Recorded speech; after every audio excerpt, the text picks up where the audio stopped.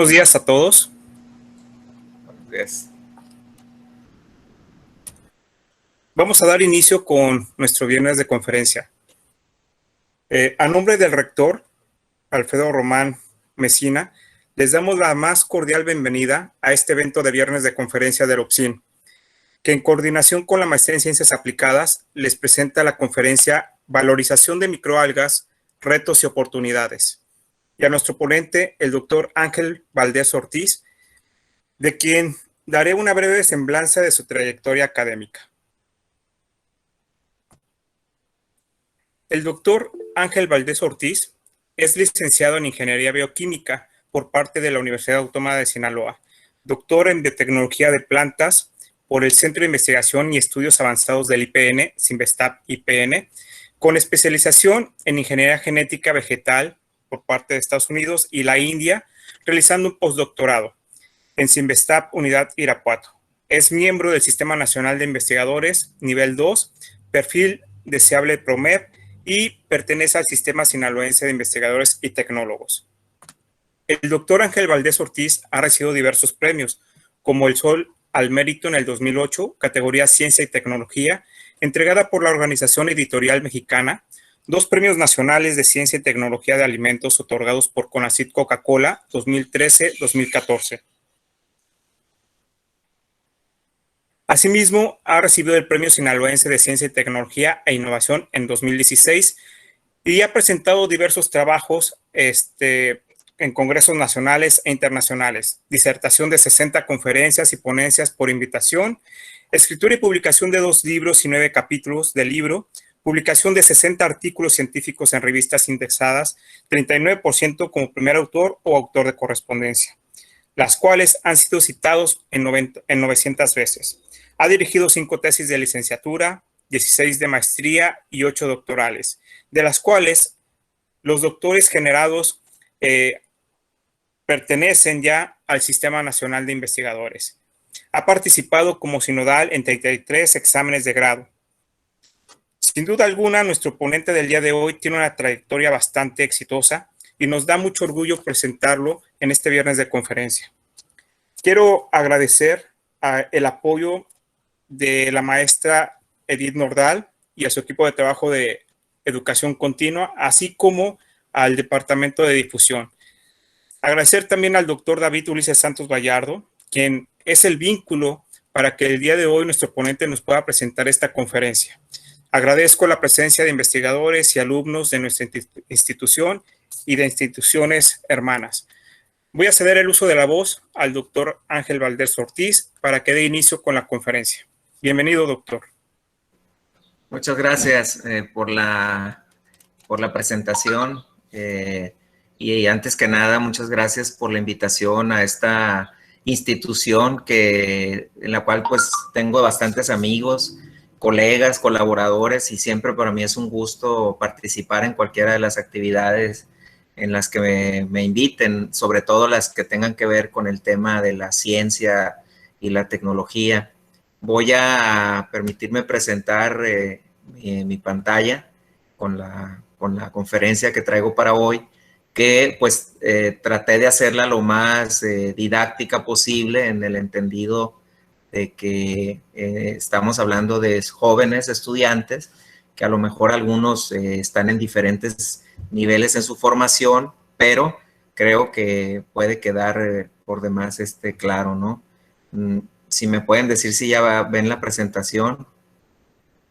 Alguien que me...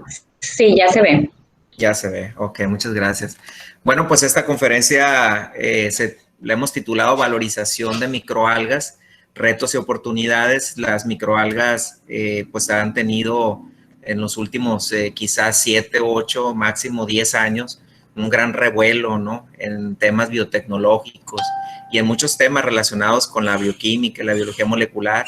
Sin embargo, todavía hay muchas personas en el mundo que no conocen bien a bien qué son las microalgas y bueno, vamos a tratar de explicarlo, ¿no? Las microalgas en principio son microorganismos, son eucarióticos, son unicelulares y tienen una amplia gama de lugares y sitios donde pueden crecer, tanto aguas marinas, aguas dulces, aguas residuales, que esto es un aspecto importante, las aguas residuales, las aguas pesadas, porque eso da pie a que sean un nicho de oportunidad para que sean utilizadas precisamente para el tratamiento de esas aguas residuales, que es un factor importante en los temas de ecología ambiental, ¿no?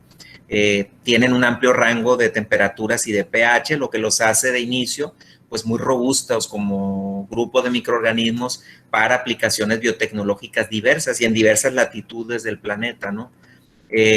Se consideran que poseen un metabolismo que puede ser autótrofo o mixótrofo. En el caso de los autótrofos, básicamente porque se comportan como si fueran plantas, ¿no? Basan su obtención de energía a través del metabolismo, debido a que tienen toda una estructura fotosintética para ello, pero también pueden hacer una combinación con metabolismo heterotrófico, es decir, pueden comer alimentos que ya están previamente, carbono reducido, que ya están previamente en el medio donde ellas se desarrollan, razón por la cual pueden ser heterotróficas, pero regularmente pueden mezclar ambos metabolismos, lo cual tiene una enorme aplicación desde el punto de vista del escalamiento industrial y consecuentemente de su viabilidad. Son altamente eficientes en convertir la energía solar en biomasa debido a su estructura celular simple, mucho, pero mucho más eficientes que las plantas, por supuesto. Tienen la capacidad de fijar el CO2 a partir de diferentes fuentes, lo que nuevamente las posiciona como un ente biológico con enorme potencial para el asunto del control del medio ambiente, del calentamiento global, del exceso de CO2 que se acumula regularmente por resultado de la actividad humana. Bueno, pues ahí las microalgas también pudieran tener un nicho de oportunidad y pues presentan diferentes tipos de coloraciones, ¿no? Es demasiado diverso el grupo de las microalgas, de forma tal que podemos encontrar verdes, la mayoría, una gran parte son las que nosotros ubicamos, ¿no? Como microalgas, son verdes porque tienen clorofila, pero hay otros grupos que producen pigmentos de tonalidades cafés, marronas e inclusive color rojo, ¿no? Se estima que puede haber entre 60 y 80 mil especies diferentes en el planeta, pero de esas poco menos de 40 mil han sido estudiadas y a veces el estudio nada más incluye una clasificación taxonómica y no se va más allá de ello, ¿no? Que diga estudiadas 40 mil pareciera que, pues ahí la llevamos, no. A veces el estudio simplemente es colocarlos en una posición taxonómica, pero no es que se sepa todo sobre su metabolismo, sobre su bioquímica, sobre su genómica, su metabolómica, no necesariamente es cierto. Por lo tanto, estos valores de 40 mil estudiadas, de 60 mil, pues realmente son mucho, pero muy por abajo en la vida real, ¿no? O sea, es poco lo que se ha estudiado en microalgas. Y precisamente hablando de la composición química, bioquímica, que nos vaya dando a nosotros una pauta de la importancia de por qué nos referimos a ellas con un enorme potencial.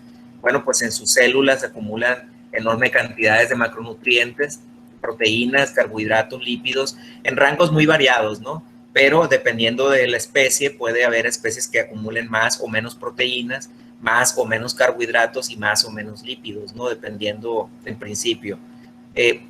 También acumulan micronutrientes importantes como vitaminas y minerales y pigmentos como clorofila, carotenoides y ficobiliproteínas, que es un tipo de pigmentos que recientemente está tomando mucho revuelo por su asociación con muchas propiedades funcionales de beneficio a la salud de los consumidores, ¿no? Entonces, si se fijan aquí en este panorama bioquímico de un cultivo de una microalga, pudiéramos compararlo con cultivos que utilizamos las personas para alimentarnos y podrían superar a varios cultivos, incluso cultivos que son referentes. Pudiera ser que tengamos una especie cuyo balance sea mejor que consumir frijol o que consumir garbanzo o que consumir algunas frutas y muchas verduras. Entonces, realmente las microalgas tienen un gran potencial para su utilización en alimentación humana y muchas otras cosas que iremos viendo más adelante. ¿De qué depende esa variación en la acumulación de compuestos? En principio va a depender de qué especie estemos hablando y segundo, de las condiciones de cultivo. Este es un ejemplo, bueno, valga la redundancia, por ejemplo, de todas las condiciones de cultivos que están implicadas o parámetros de crecimiento que están involucrados en el cultivo de una determinada especie microalgal. Si tú varías la especie, ya va a haber una diferencia en el perfil bioquímico, va a haber una diferencia en el comportamiento, va a haber una diferencia en todo.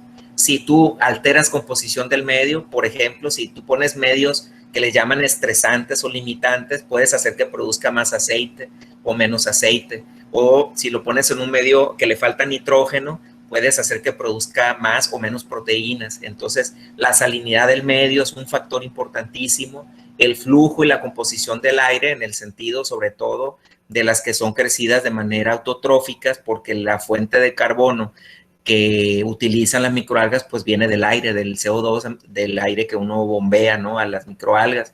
Por supuesto, temperatura, condiciones de cosecha, los fotoperiodos que tienen que ver con la duración de los ciclos de luz, de iluminación que uno pone, que pueden ser muy intensas, no tan intensas, pero también lo prolongado, ¿no? 10 horas, 12 horas, 24 horas, y el tipo de luz también, que no es lo mismo que tú utilices luz LED, por ejemplo, LED azul, LED rojo, o que uses luz incandescente, o que uses luz fluorescente, etcétera. Entonces, todos estos con sus respectivos niveles jerárquicos, es decir, salinidad menos salina o más salina, temperatura más baja o más alta, a cómo se muevan todos estos parámetros, casi nos viene dando una huella digital muy particular para cada especie microalgal, lo cual pues uno lo tiene que conocer, porque dependiendo de cómo manipules tú este tipo de condiciones es lo que vas a tener como producto del cultivo microalgal.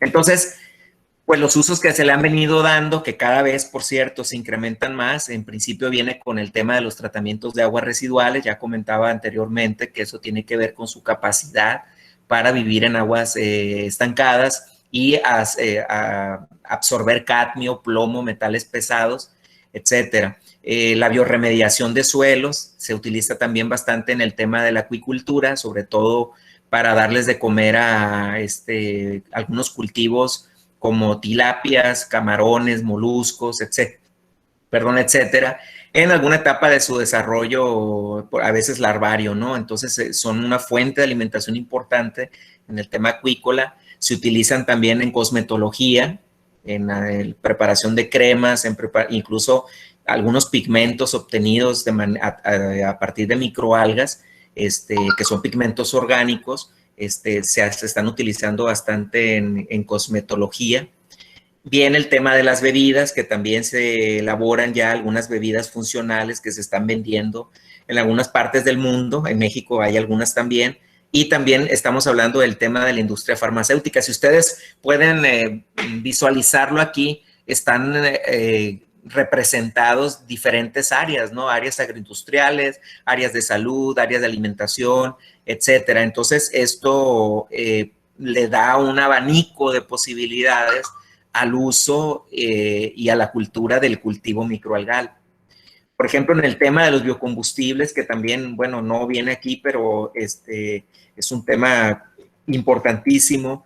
Ya ustedes saben que los biocombustibles, pues hay varias generaciones, ¿no? Empezó con la generación de los biocombustibles que se obtenían de maíz, de girasol, el biodiesel, etcétera, pero después cambió porque eran cultivos que de alguna u otra manera eran base de la alimentación, y entonces se cambió a los de segunda generación, que eran plantas o cultivos que no fueran base de la alimentación, como por ejemplo jatropha.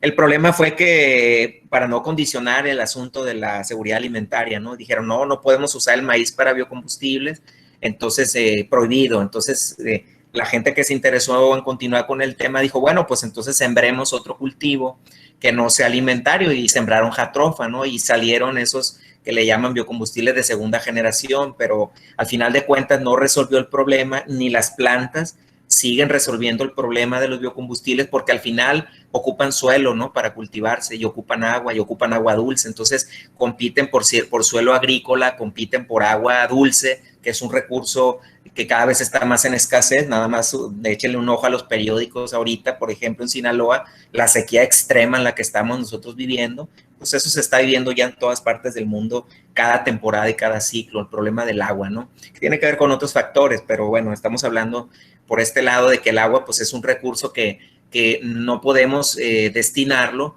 a cultivos como jatropha para producir biodiesel. Entonces, esa segunda generación se dejó de lado y ahora recientemente toma revuelo el cultivo de microalgas para efectos de biocombustible por una razón muy simple, porque lo que más hay en este planeta es agua de mar. El agua de mar es lo que más hay, lo que más abunda. No tenemos ningún problema con agua de mar. Entonces, si tú haces un cultivo de una especie microalgal que crezca en condiciones salinas, pues la puedes crecer en agua de mar.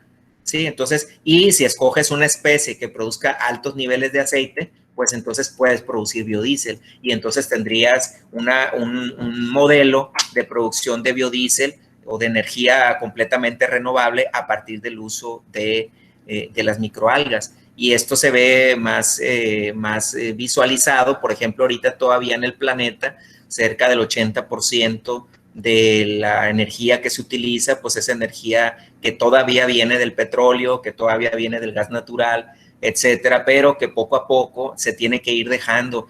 Y no es porque se agote, o sea, si pudiéramos dejar de usarlo sin necesidad de que se agotara, sino más bien por todas las implicaciones que trae el uso de la energía que hemos venido utilizando en el desarrollo humano, por la cuestión de los gases de contaminación, los gases de combustión, y lo cambiamos a energía limpia, dentro de las cuales están algunos tipos, como los que ven aquí, la energía solar, la energía geotérmica, el etanol, el biodiesel, aquí está. Si se fijan ustedes, estamos hablando que las energías renovables se están utilizando en el planeta actualmente menos del 1%, o sea, 0.17% de toda la energía en el planeta es de biodiesel. Entonces, aquí hay un nicho de oportunidad importantísimo, pero no es la única forma en que una microalga te puede dar biocombustible. Los biocombustibles no solamente son biodiesel, también tenemos nosotros bioetanol, también tenemos biofibras, etcétera.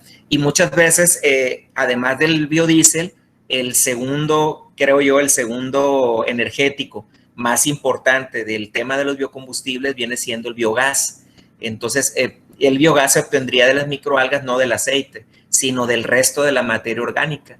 Es decir, si tú tienes una microalga, le puedes sacar el aceite, el resto de la materia orgánica que es rica en carbono, que es rica en proteínas, etcétera, vitaminas, lo que ya comentamos, ese resto de materia orgánica se puede fermentar. Y al fermentarse como producto propio de la fermentación, pues obtener biogás, y ese biogás se puede utilizar para con fines energéticos. Entonces, si se fijan aquí, hay un nicho de oportunidad muy importante para la producción de biogás a partir de microalgas, ¿no? Hay algunos trabajos ya científicos que avalan la producción de biocombustibles a través de microalgas, tanto biodiesel como biogás, etcétera, ¿no? Pero aún así, los estudios donde se utilizan microalgas para producción de bioenergéticos se pueden considerar todavía incipientes. Todavía hace falta mucho camino por recorrer, a pesar de que tiene muchas bondades por encima de otras fuentes de energía renovable, ¿no? Por ejemplo, hay quienes están en contra de la energía eólica, la energía del viento. En Alemania, que es el pionero de la energía eólica y que parte de su fuente de energía renovable viene de la energía eólica, ya se están manifestando algunos ciudadanos alemanes, tienen una controversia constitucional ahí ahorita, porque han encontrado muchos efectos secundarios de que los abanicos gigantes que se utilizan para la cuestión de la energía eólica estén cerca de las comunidades, ¿no? Que afean el lugar, que son muy peligrosos, que salen volando cuando hay tornados, que hacen mucho ruido, etcétera, etcétera. Entonces, realmente en el tema de los biocombustibles, yo creo que todavía no hay uno que sea el universal, el que apunte para ser el universal en los próximos años. Yo creo que hay un nicho de oportunidad importante si volteamos a ver un poco el tema de las microalgas, ¿no? Habrá que ver en el tema del aprovechamiento, como en todas las cosas. A veces uno, cuando se mete y se embebe en los temas científicos y académicos, a veces uno se tiende a desconectar del entorno global, ¿no? A veces uno se dedica a su investigación y uno quiere resolver todo con lo que uno está haciendo, pero a veces no es suficiente eso, a veces uno tiene que ver el contexto y decir, a ver, ¿esto es viable o no es viable? Porque cualquier empresario, cualquier gobierno que quiera utilizar una fuente de energía, lo primero que va a hacer, antes que preguntar si va a contaminar, si no va a contaminar, lo primero es que sea viable. Si no es viable, entonces no sirve, no lo van a utilizar, porque lo primero, desgraciadamente, lo que mueve, lo que da la tendencia en el mundo es la cuestión de la viabilidad económica, de la rentabilidad.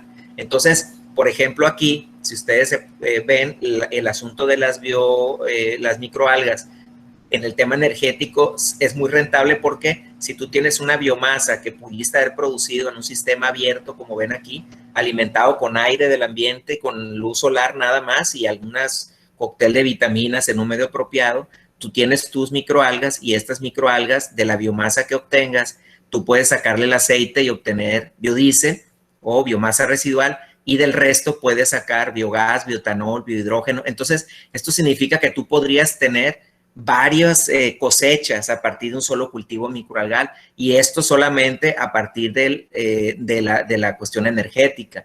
Pero, por ejemplo, si la biomasa residual, después de sacarle el biodiesel, te interesa a ti porque produce algún metabolito de importancia farmacológica, pues ahí puedes tener también un producto del área de salud y además de un biodiesel, ¿no? Aparte de biocombustible. Entonces, esos tipos de ejercicios se tienen que hacer en aras de analizar la viabilidad o rentabilidad de cualquier energético, ¿no? Entonces, esto lo voy a ir adelante. Hay trabajos ya relacionados con la producción de biogás también, pero, repito, todavía puedo considerar que son trabajos incipientes, todavía hay mucho que hacer y mucho que difundir del conocimiento que se ha acumulado de las microalgas. Porque muchas veces los empresarios o los políticos, que son los que toman las decisiones de qué usar o qué no utilizar, a veces ni siquiera ellos conocen qué son las microalgas, ¿no? Y se los digo por conocimiento de causa porque me ha tocado platicar con muchos empresarios que de repente escuchan ahí alguna noticia que les llama la atención y ya cuando van y te buscan y todo, ellos están pensando en el dinero, y muchas veces se desesperan los empresarios, ¿no? Porque quieren rápido obtener dinero y cuando son proyectos de este tipo requieren de pasar por un proceso metodológico apropiado, ¿no? Estas son con el tema del asunto de biogás, básicamente se trata en que la materia orgánica de la biomasa microalgal se le pone un inóculo, un cóctel de algún tipo de microbios, que generalmente son de efluentes de aguas de tratamientos residuales, y ese, bajo ciertas condiciones, produce un biogás que puede tener menor o mayor calidad dependiendo del balance de gases que lo acumule. Regularmente, entre más metano tiene, la calidad tiende a ser más elevada, ¿no? Y por cierto, porque el público, la mayoría es de la OPSIN, pues aquí en Sinaloa tenemos al pionero, yo creo, en biogás de microalgas, al experto. Yo creo que en Sinaloa no creo que haya alguien que pueda estar arriba de él, que es el doctor David Ulises Santos Vallardo. Ya tiene mucha experiencia, tanto en México como en Barcelona, Brasil.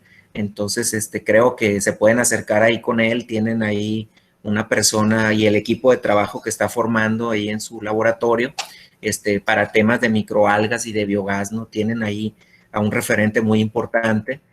Precisamente este es un libro de biogás, de producción de biogás a partir de microalgas, ¿no? Bueno, pero no es lo único, ¿no? Hay veces que también, o una forma en que se pueden explotar el cultivo de microalgas es utilizarlo como una plataforma de expresión, en este caso de proteínas recombinantes, ¿no?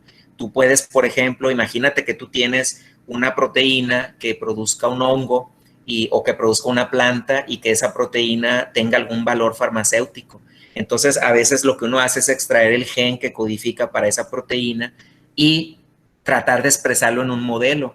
Existen o sistema de expresión. Esto con la finalidad de tener bioreactores donde tú puedas tener el compuesto, la proteína, y no necesites tú tener ni los hongos, ni las plantas, ni los ratones, ni nada. Ese modelo de expresión va a depender mucho de la complejidad de la proteína que quieres producir. Porque si es una proteína que tiene estructura cuaternaria, que está glicosilada, que tiene mucho procesamiento post-traduccional, pues lo más seguro es que vas a ocupar un modelo muy parecido a los ratones, un modelo complejo, celular complejo, pero si es una proteína sencilla, pues a lo mejor puedes utilizar un sistema procariótico, un sistema bacteriano, etcétera. Y pues si se fijan aquí vemos los sistemas de expresión, por ejemplo, cuando el modelo es bacteriano, uno de ellos que se utiliza mucho es E. coli. E. coli se utiliza mucho como bioreactor molecular para producir ciertos tipos de moléculas. Y si se fijan, cuando utilizan un sistema de expresión bacteriana, la precisión del plegamiento de proteínas baja. Esto quiere decir que las proteínas recombinantes que vas a obtener a partir de este tipo de modelos pueden ser de baja calidad. Por lo tanto, porque aparte no tiene la maquinaria, no tiene el retículo endoplásmico, no tiene mucho de la maquinaria celular que se necesita para un correcto plegamiento, para una correcta modificación posttraduccional de las proteínas recombinantes. Por lo tanto, utiliza los sistemas bacterianos principalmente cuando vas a producir proteínas recombinantes muy simples, muy básicas, muy sencillitas.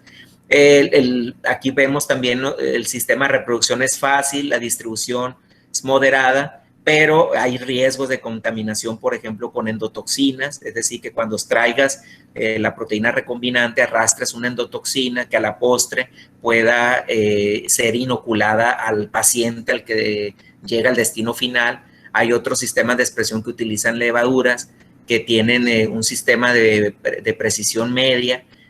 Regularmente se ocupa cierto conocimiento en ingeniería metabólica, a veces los sistemas son muy complicados. Este es un ejemplo de un pequeño bioreactor que tiene inyectadas mangueras para el aire, para el CO2, para el nitrógeno, para muchas cosas, y a veces los sistemas, entre más engorrosos son, el producto final resulta ser más caro, y al ser más caro, entonces lo hace menos viable, y al ser menos viable, entonces no va a llegar al destino final, y por lo tanto se trunca toda la cadena de ventajas.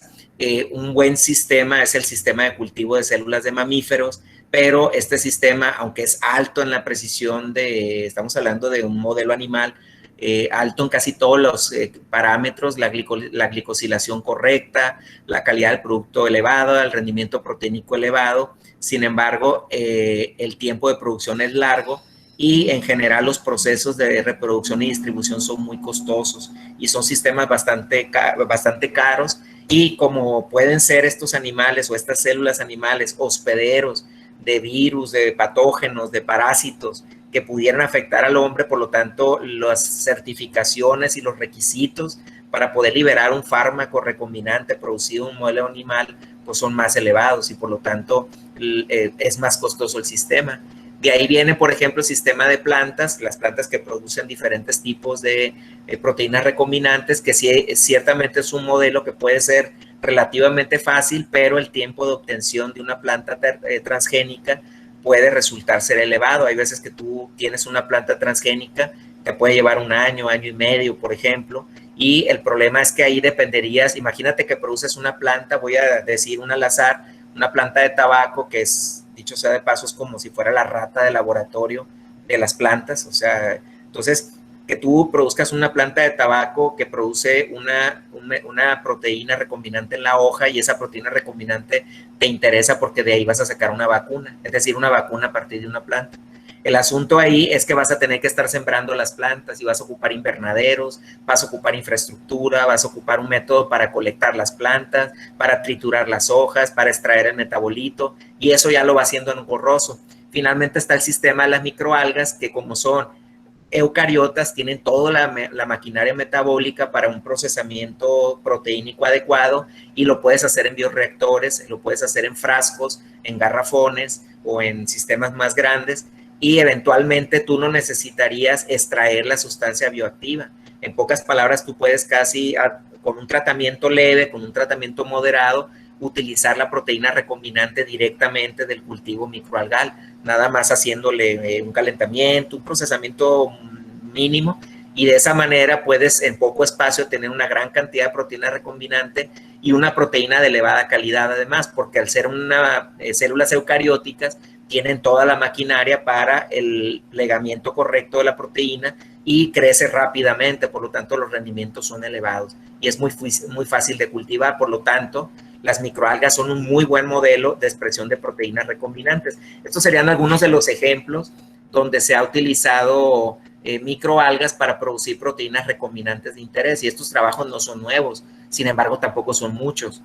Por ejemplo, la hormona de crecimiento del pez platija se produjo en Chlamydomonas reinhardti y se logró producir 420 microgramos de hormona de crecimiento del pez platija.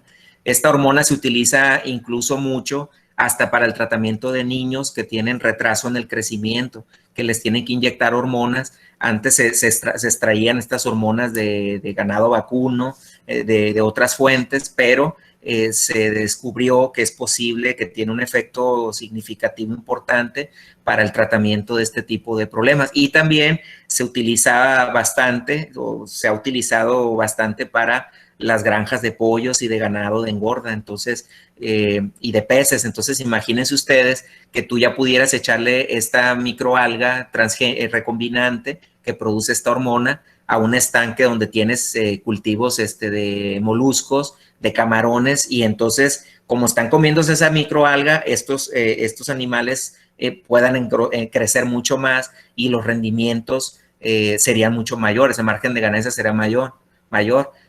Está otra proteína recombinante que es la fusión de los epítopes de aftosa y cólera, y a partir del cual se desarrolló una vacuna contra estas enfermedades, para la hepatitis B también, en este caso utilizando la microalga Dunaliella salina, para la fiebre porcina, un anticuerpo contra la toxina del anthrax, una fusión de la hepatitis B con la señal de retención al retículo endoplásmico y el papilomavirus. Y quiero decirles que precisamente ahora que está la coyuntura del COVID, hay un grupo de investigadores de la República Checa. Este dato no lo tengo aquí como publicación porque este dato lo obtuve yo de ingresos a patentes. Son patentes que están en trámite y por lo tanto no se publican porque la idea es que lo van a vender, pero del ingreso de patente obtuve información de que un grupo de investigadores de la República Checa desarrolló una microalga transgénica con una de las vacunas del COVID, y la idea de ellos es producir una vacuna contra el COVID en algún tipo de preparado de una microalga que crece en regiones templadas. Entonces, así de robusta es el tema de las microalgas. De hecho, aquí nosotros en el laboratorio ya tenemos algunos trabajos, algunas clonas recombinantes de microalgas, donde estamos tratando de producir una proteína que es antihipertensiva. Entonces, hemos ido trabajando poco a poco con ello, ¿no? Y bueno, hay algunos trabajos también, siempre es importante y es necesario, obligado, podemos decirlo a ese nivel, obligado, que toda la información científica que uno lee, que uno revisa en internet, en las bibliotecas, en los seminarios, en los congresos, etcétera, vaya respaldada del sustento científico. Por esa razón es que uno tiene que irse siempre a las fuentes de las publicaciones científicas y analizar de ellos y extraer los avances que le permitan a uno mejorar incluso su quehacer científico. Aquí esta publicación habla de factores que afectan la expresión de vacunas de microalgas. Esta es una lactoferrina bovina expresada en una microalga Chlorella vulgaris, y aquí habla de ingeniería metabólica de biosíntesis de carotenoides de otras microalgas. Entonces, aquí simplemente este es el ejemplo que ahorita les mencionaba que el pez platija tiene una hormona de crecimiento. El gen fue extraído y fue incorporado en el genoma de clorela, y hoy actualmente existe ya este producto, polvo de alimento de clorela, que se utiliza ahorita en estanques de camarones y de tilapias, y han obtenido ganancias en pesos, pero mucho mayores que el alimento en el cual no se utiliza clorela. Entonces, pues es obviamente un desarrollo tecnológico, una innovación tecnológica. Estos son alevines del pez platija, pero bueno, me la voy a brincar para no hacerlo más largo, ¿no? Este es un lago que se llama Lago Hillier en una isla austriaca, pero quiero hacer un paréntesis. Esto no es exclusivo de Australia, es un lago rosa. En Yucatán también hay lagos rosas que también al principio parecía que era por algún cauce de algún tipo de contaminación, de química o algo, y no. Resulta que esos lagos rosas, tanto el de Australia como el que está en los que están aquí en Yucatán, en México, son así porque son lagos ricos en betacaroteno. Fíjense nomás que el betacaroteno que se utiliza tanto en la alimentación porque lo utilizan para enriquecer los numerosos alimentos procesados y que siempre te dicen come zanahoria, come esto y come lo otro y tomate porque son ricos en beta-caroteno, que tienen actividades inmunomodulatorias y antioxidantes, etcétera. Y regularmente, pues sí, los adquiere uno de las frutas y las verduras o de los alimentos procesados que son enriquecidos para darles mejor color o para compensar un poco la pérdida de los procesamientos. Bueno, pues estos lagos rosas son ricos en beta-caroteno y son ricos en beta-caroteno por una razón muy simple, que son ricos en la microalga Dunaliella salina. Esta microalga Dunaliella salina, fíjense cómo las cosas del planeta son tan interesantes, ¿no? El Dunaliella salina produce mucho beta-caroteno en su interior celular, aquí está, aquí la podemos ver, y esta microalga crece en ese tipo de aguas estancadas y resulta ser que es el alimento principal de la Artemia salina, que es esta larvita que ven aquí, es un pequeño crustáceo que vive en esos ambientes salinos. Entonces, este crustáceo se alimenta de Dunaliella salina, rica en beta-caroteno, y después este crustáceo se lo comen los peces y aves de esta naturaleza. Aquí vemos varios flamingos, garzas ahí, que se ven rosas, y han de ustedes de saber que estos flamingos, estas aves rosas que se gustan tanto verlas, que son tan exóticas, son así por el beta-caroteno que ellos comen, que se va acumulando en el plumaje. No es que ellas produzcan por sí mismas el beta-caroteno, ellas reflejan en el plumaje lo que es su alimentación, y su alimentación se basa en este tipo de crustáceos que se alimentan de las microalgas. Entonces, fíjense cómo está toda esta cadena trófica. Entonces, hubo un grupo de investigadores, eso sí fue allí en Australia, que vinieron e hicieron colectas en estas aguas rosas y pudieron aislar algunas cepas de esta microalga Dunaliella salina directamente obtenida de estos lagos, y lograron producir de manera recombinante a través de bioreactores pequeños estas microalgas en el laboratorio. Y a partir de ahí, entonces ya se puede obtener beta-caroteno, donde no ocupes tú ninguna planta, directamente de tu bioreactor de laboratorio, tú extraes el beta-caroteno, y este beta-caroteno tiene una enorme aplicación industrial, tanto en cosmetología, en cremas, etcétera, como en el tema que les decía yo de suplementos en diferentes productos procesados. También se utiliza en las granjas de pollo, se les da el beta-caroteno enriquecido, en principio para que estén más sanas las aves y todo, pero principalmente porque eso le da más colorido a la yema. Y entre más intenso es el color de la yema, más amarilla, más naranja, más fuerte, se considera que el huevo es de mayor calidad, y sobre ello viene el precio del huevo y toda la cadena comercial. Entonces vean todos los productos, esta es una probadita, por supuesto hay muchos más, ¿no?, de productos que se obtienen a partir del beta-caroteno y que antes se utilizaban, tenían que, por ejemplo, cortarse flores de cempasúchil, por decir algo, es una de las fuentes de beta-caroteno que hay todavía en el mundo, pero tienes que cultivar grandes regiones, muchas hectáreas de cempasúchil para luego cuidarlas, regarlas, fertilizarlas y después triturarlas, procesarlas, tener pérdidas y hasta entonces venderlas. Cuando eso, y a lo mejor los niveles de beta-caroteno que puedes obtener de 100 hectáreas de cultivo de cempasúchil, a lo mejor tú lo obtienes con 5 garrafones de una microalga, y que además ni siquiera ocupa ser transgénica. Alguien me decía, es que esas microalgas rosas son transgénicas, y no. Simplemente es agarrar una especie en su hábitat, como estos lagos rosas, e ir a cosecharla y decir, tiene algo que me interesa, lo voy a producir. Y esto pues es biotecnología, y es una biotecnología que además no es cara, porque no estamos metiéndonos con aspectos muy costosos y estamos utilizando algo que el mundo, el universo, la evolución, el planeta, o en quien cada quien quiera creer, ahí estaba el lago y solamente llega el hombre y lo puede explotar. Me parece que es una buena noticia, me parece que es una buena nicho de oportunidad. Otro compuesto que se puede aprovechar y se ha venido aprovechando de las microalgas es la clorofila. Ustedes ya conocen el tema, la clorofila es el pigmento fotosintético por excelencia, y también tiene un nicho de mercado importante como pigmento, como antioxidante, y si ustedes se fijan, cada día es más frecuente que en los supermercados encontremos una gran gama de presentación de productos basados en clorofila.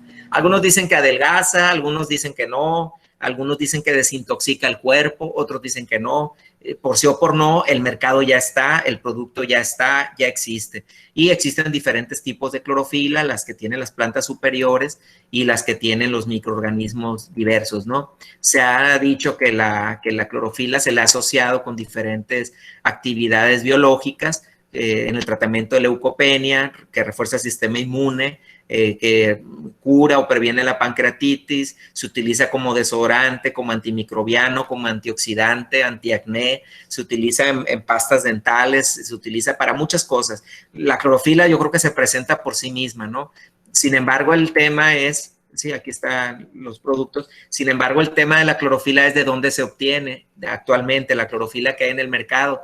El 90%, yo creo que un poco menos ya, el 80% de la clorofila que se obtiene en los mercados, en esos líquidos que la gente se toma por las razones que ya les comenté ahorita, la mayoría se extrae de plantas. Entonces es lo mismo que les decía con cempasúchil, quiere decir que dependemos de cultivar, utilizar espacio de tierra, utilizar agua, utilizar fertilizantes, toda la maquinaria agrícola para producir un compuesto como es la clorofila, que tiene valor de mercado, pero que se podría obtener a través del uso de microalgas. Estos son otros ejemplos de los usos de las clorofilas que cada vez están más expandidos y sobre todo porque ahora cada vez se hacen más publicaciones científicas donde se demuestra las actividades que en otros años se suponían. Ahora se ha demostrado. Entonces, es un buen mercado, el mercado de la clorofila, y ahora este tipo de clorofila o de compuestos se pueden obtener a través de microalgas. Por ejemplo, esto es parte del trabajo que hacemos en el laboratorio de aquí de biotecnología e ingeniería genética aquí en la UAS. Estamos obteniendo clorofila a través de sistemas de transferencias sucesivas, utilizando microalgas como Dunaliella tertiolecta, ¿no? Lo pasamos a garrafones, después floculamos y obtenemos la clorofila en polvo y después esta clorofila la derivatizamos. ¿Qué significa derivatizar? Significa la clorofila de manera natural, su centro reactor es el magnesio, ¿sale? Entonces, sin embargo, al tener el magnesio como centro reactor, esta clorofila es insoluble en agua. Entonces, realmente lo que a nosotros, entonces, para que pueda ser soluble en agua y para que se pueda comercializar, se tiene que solubilizar en agua y eso lo que significa es que tienes que reemplazar el magnesio por cobre. Esto le llamamos derivatización, de tal forma que esta clorofila se convierte en clorofilina de cobre y zinc.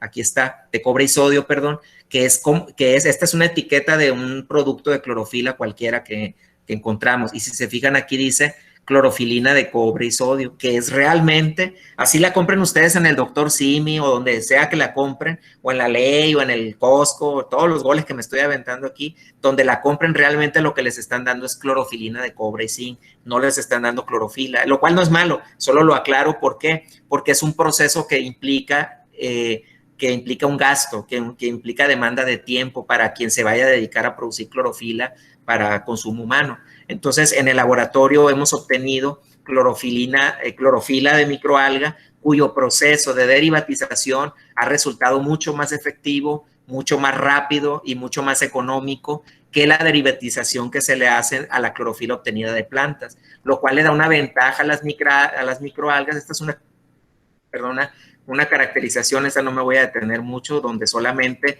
comparamos que las clorofilas de las microalgas tengan exactamente el mismo comportamiento y la misma naturaleza química que las clorofilas obtenidas de plantas, porque no debe de variar, ¿no? Esto les digo, me lo brinco porque por cuestiones de tiempo, ¿no? Entonces, nosotros hemos comprobado que efectivamente la clorofila o la clorofilina de cobre y sodio obtenida de la microalga Dunaliella tertiolecta efectivamente es idéntica que la que se obtiene de plantas, pero a través de un proceso mucho más rápido, mucho más eficiente y utilizando como materia prima el agua de mar, porque esta microalga es salina, comparado con la clorofila que puedes obtener de una planta, pero la tienes que regar y echar la maquinaria. Esto ya da de origen a una patente que está en trámite, esperemos que la concedan, ¿no? Y bueno, aquí son algunos otros tipos de compuestos que se obtienen a partir de microalgas y que pueden dar, son compuestos que tienen diferente tipo de aplicaciones a nivel industrial en las diferentes áreas, ¿no? Estas son algunas de las cosas que se vienen trabajando en el Laboratorio de Biotecnología e Ingeniería Genética relacionado con el tema de microalgas. Actualmente estamos trabajando en procesos de producción de clorofila y otros pigmentos como ficocianinas, como beta-ficoeritrinas, que son también pigmentos que tienen una enorme importancia. También estamos trabajando con producción de proteínas recombinantes a partir de microalgas transgénicas y estamos trabajando con la obtención de bebidas funcionales. Esto que ven ustedes aquí es un colorante, es un pigmento, es una beta-ficoeritrina obtenida de Porphyridium cruentum, otra microalga, y logramos producir un pigmento igualito que un colorante que le ponen a una bebida del Starbucks. Sin embargo, la bebida del Starbucks pues es sintético el colorante y nuestro colorante es orgánico. Y actualmente mandamos ya una solicitud para una entrevista con los que mandan ahí en Starbucks para hacerle la propuesta de que compren la patente para este pigmento que estamos produciendo. El interés básicamente de nosotros es que esta misma bebida que ellos producen tenga una propiedad funcional por las propiedades que se le atribuyen a la beta-ficoeritrina obtenida de microalgas. Y también estamos trabajando en el área de biogás, esta parte en particular, realmente colaborando con el doctor David Ulises Santos Vallardo. Le aportamos un poco al trabajo de lo que él viene haciendo y en realidad todos estos trabajos son resultados de colaboraciones. Hay empresas que están ya, tenemos ya cercanía directa con ellas, que nos están aportando algunos recursos económicos a cambio obviamente de la información. Entonces ahí de repente tenemos que negociar qué parte de los resultados de la investigación son publicables, son patentables o son secretos de la empresa, ¿no? Y ya para terminar, ya no me queda más que agradecer y presentarles al equipo de trabajo que hemos hecho muy sólido y que está dando frutos desde hace varios años, que son la doctora Lourdes Janet Germán Báez de aquí de la universidad, la maestra Carelia Arisbet Mesa, que actualmente está haciendo el doctorado, por supuesto el doctor David Ulises Santos Vallardo, él de la UPSIN, liderando un grupo importante, ahí con ustedes, la ya casi doctora Carla Luna Velar, que ya tuvo también la oportunidad de ir a España un tiempo a capacitarse y ya tiene publicaciones, y también está ahí con ustedes en la UPSIN, y recientemente, desde hace un par de años, se incorporó la maestra en ciencias Andrea Gárate, que actualmente es estudiante de doctorado. Entonces, dicen que es muy difícil avanzar en este mundo si no avanzas con un equipo donde todo el mundo colabora y participa. Bueno, pues por mi parte sería todo y quedo abierto a cualquier pregunta que tengan a bien hacerme.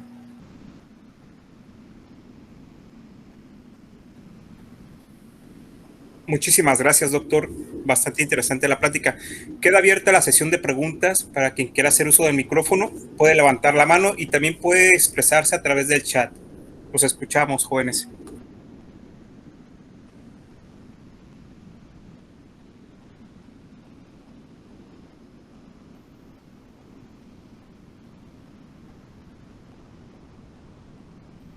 Se quedaron dormidos. Que si hemos hecho un screening de cianobacterias para producir déjenme ver, carbohidratos fermentables. No hemos trabajado ahorita actualmente nosotros con cianobacterias y sería interesante evaluar en la literatura, revisar si hay trabajos. Yo creo que sí, porque hay muchos trabajos en cianobacterias, en el entendido de que se empezó a trabajar mucho antes con las cianobacterias que con las microalgas, pero en el caso particular del equipo de nosotros no. Hemos trabajado directamente con microalgas.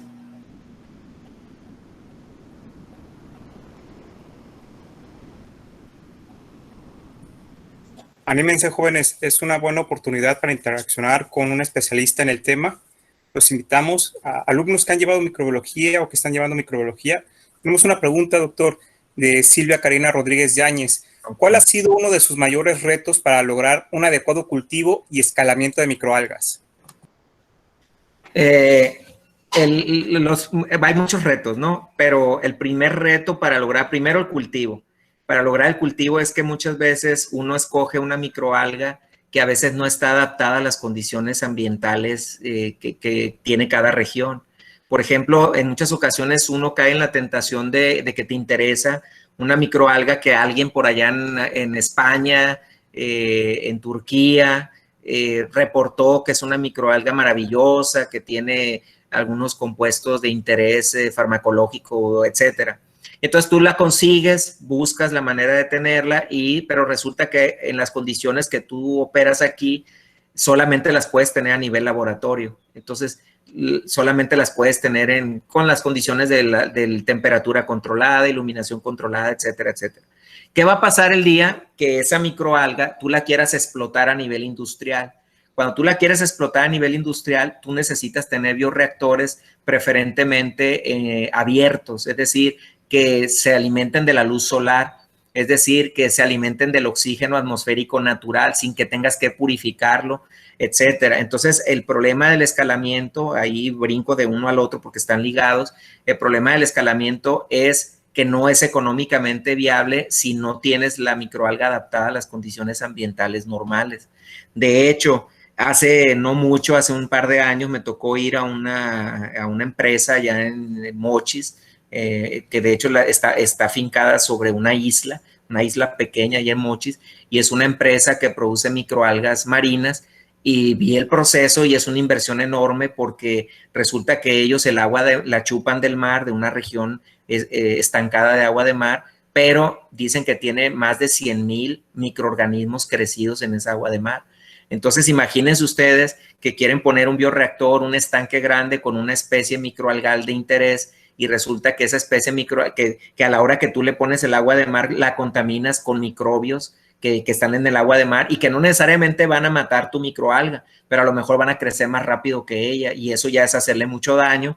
¿Por qué? Porque se van a comer el alimento y al final se va a acabar muriendo la microalga tuya, o porque esos microorganismos a lo mejor van a alterar el pH del cultivo, etcétera, etcétera. Entonces, yo creo que el problema del escalamiento es un problema muy serio, es un problema que no solamente es de origen microalgal, ¿no? No estoy hablando de que solamente en las microalgas, cualquier proceso industrial que ustedes quieran llevar de un escalamiento de laboratorio a un nivel industrial, ahí vas a batallar, mucho vas a batallar, porque cuando hablas del escalamiento, se va a escuchar mal a lo mejor lo que voy a decir, pero yo creo que sí me lo pueden entender. En el problema de escalamiento, 1 más 1 no es igual a 2, pues. Es decir, si tú tienes tu sistema para cultivar en 1 litro y ahora quieres 2 litros, no es suficiente con que le pongas el doble de nutrientes o lo dejes el doble del tiempo, así no funciona. El problema del escalamiento es mucho más complejo que eso, la provisión de insumos y el montón de condiciones que tú no puedes controlar. Entonces, cultivar microalgas en un sistema abierto es el gran reto, en un sistema, porque además, si tú tienes un sistema pequeño a nivel laboratorio, pues puedes tener unas lámparas que a lo mejor no te cueste tanto el consumo de luz, pero si tú ya lo llevas a tener grandes volúmenes, el gasto que vas a tener en energía eléctrica para tener controlada la iluminación, pues va a hacer que sea incosteable el método. Entonces yo creo que el escalamiento y la adaptación de las microalgas a los temas ambientales. Por esa razón es que ahora hay algunos laboratorios donde están haciendo un screening, están haciendo colectas de microalgas, por ejemplo, colectas de microalgas dependiendo de dónde las vas a explotar. Por ejemplo, si tú en Culiacán tú dices, yo quiero producir una planta una planta para hacer bebidas de clorofila y la quiero poner la empresa en Culiacán, entonces lo recomendable es que tú en Culiacán busques una especie microalgal ya adaptada a las condiciones de aquí, de alguna manera, o dicho de otra manera, ya domesticada a las condiciones de aquí, y no trates de traer y de importar una microalga que porque el vecino tiene un producto maravilloso, los chinos, y quiero competir y voy a usar, no, mejor utiliza una que esté adaptada. Entonces, hacer un screening, lo mismo, si quieres poner una planta de producción de biogás en Sinaloa, entonces empieza por hacer colectas de microalgas que estén en Sinaloa, etcétera, etcétera. Esa es una recomendación, pero es mucho trabajo de campo y a veces muchos científicos le sacan la vuelta al trabajo de campo porque es trabajo muy cansado y muy peligroso. Tampoco te puedes meter en cualquier región y andar colectando porque ya se imaginarán ustedes los temas de seguridad aquí. Hay un par de preguntas más por parte de Mauricio Tanus López. Le voy a dar la lectura a las dos. En general es más fácil producir biomasa cianobacteriana o de algas eucarióticas.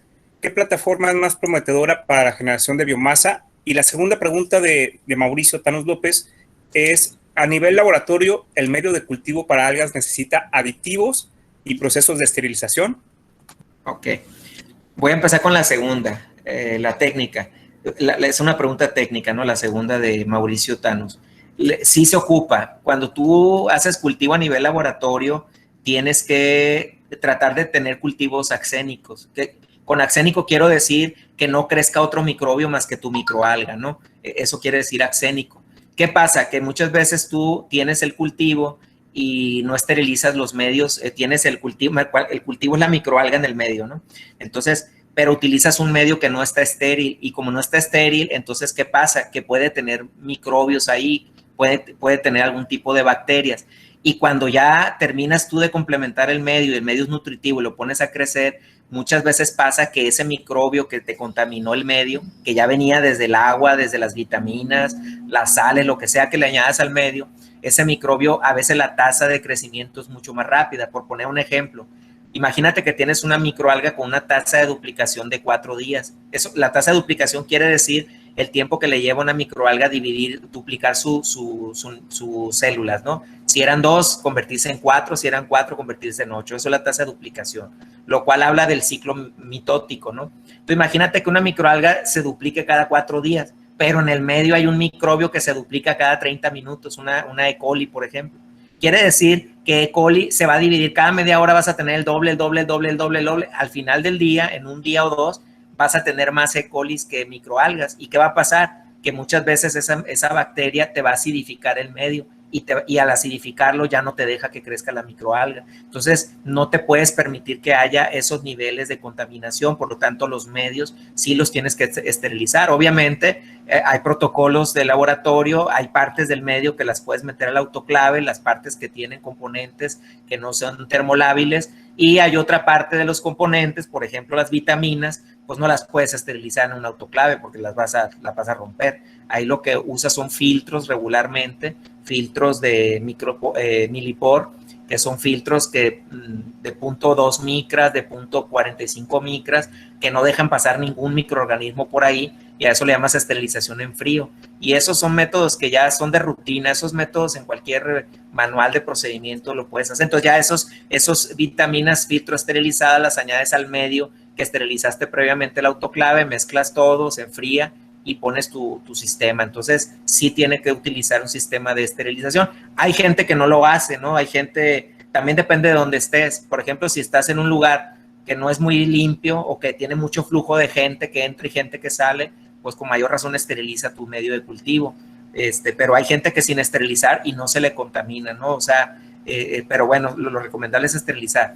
Y lo otro, la primera pregunta que hacía este joven Mauricio Tanús, yo creo que es mejor la biomasa de microalgas, ¿no? Porque es un organismo eucariótico y al ser eucariótico le da más robustez para que tú puedas producir metabolitos o proteínas recombinantes más complejas. Y además el tamaño de la célula es mayor y tiene más posibilidades de acumular más moléculas orgánicas que una cianobacteria. Entonces, tú puedes agarrar algas eucarióticas, la biomasa, la pones a secar y literalmente las puedes espolvorear directamente en un cultivo de larvas de camarón. En cambio, regularmente así no lo haces cuando trabajas con cianobacterias, ¿no? Regularmente tienes que calentarlas para que se mueran y y posteriormente añadirlas si las quisieras usar como alimento, ¿no? Pero por muchas razones es mejor el cultivo de las microalgas eucarióticas, ¿no? Sí, hay otra par de preguntas. Bueno, le envían saludos desde Seattle, Hermosillo, Ofmara Ponce. Y ella pregunta, ¿cuál ha sido su experiencia en cuanto a la valorización de microalgas productoras de florecimientos algales nocivos, mareas rojas principalmente? Ok. La verdad es que no tengo experiencia en ese campo en particular. Desconozco. Sí sé, lo que te puedo decir es que sí se utiliza lo que es la competencia de microalgas cuando tú quieres, puede ser, bueno, voy a poner en orden lo que quiero decir. Sí se utiliza, de repente hay microalgas que han servido como puentes de contaminación o de transmisión de enfermedades en algunos tipos de peces. Es decir, de repente hay peces que tienen alguna enfermedad y no se la pueden transmitir directamente a otras especies de peces. Y sin embargo, a través de ciertas microalgas se puede puentear ese sistema biológico y se pueden transmitir ese tipo de enfermedades. En esos casos, sí hay sistemas donde tú utilices una segunda microalga que vaya y de alguna manera compita con la primera para aniquilarla, para hacerla a un lado. Sí he conocido casos donde se haga una especie de control biológico utilizando microalgas, competencia entre ellas. A veces se utilizan sistemas virales, pero en el caso particular de las microalgas de las mareas rojas desconozco.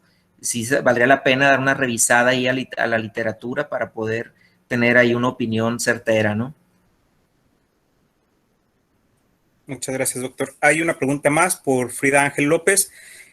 ¿Existe algún tipo de microalga que pueda ser riesgosa para la salud del investigador de alguna manera? ¿O cuáles podrían ser los riesgos de no ser las microalgas? En particular, las microalgas tienden a no, son consideradas seguras, ¿no? Desde el punto de vista de bioseguridad no representan mayor riesgo. Yo no he sabido ni he leído en la literatura microalgas donde tengas que tener un cuidado más allá de las condiciones normales de una campana de flujo laminar, horizontal o vertical, cualquiera de ellas. Yo creo que el riesgo que pudiera haber, si quisiéramos buscarle, por decirlo de una manera, el riesgo que pudiera haber con una microalga es que de alguna manera fue una microalga que hubiese sido infectada por algún tipo de virus y que ese virus haya alojado de manera lisogénica su material genético y que a la hora de que uno esté trabajando en el laboratorio, pero la verdad lo veo demasiado improbable. No conozco yo reportes, ¿no? de alguna especie microalgal que resulte de riesgo para la salud del investigador. Obviamente, estamos hablando de que uno regularmente no te enfrentas así como a las plantas, ¿no? Que de repente puede que tengas plantas en el jardín y que sin querer te expongas a algún exudado y que sea nocivo. En el caso de las microalgas, regularmente no interaccionamos tanto con ellas y a nivel laboratorio regularmente no se trabaja tanto ni conozco que por sí mismas sean nocivas, ¿no? No creo que sea riesgoso. Muchas gracias. Muy bien, doctor. Pues vamos a dar por finalizado la sección de preguntas. Si alguien más tiene alguna duda o quiere consultar alguna pregunta más con el doctor, pueden comunicarse directamente con el doctor David Santos Vallardo para que entable comunicación y contacto con el doctor Ángel Valdés Ortiz. Asimismo, si algún estudiante está interesado en llevar a cabo una estancia de investigación con el doctor, estoy seguro que las puertas están abiertas y pueden tener contacto directo con el doctor Ángel Valdés o a través del doctor David Santos Vallardo. Doctor, voy a permitirme compartir el reconocimiento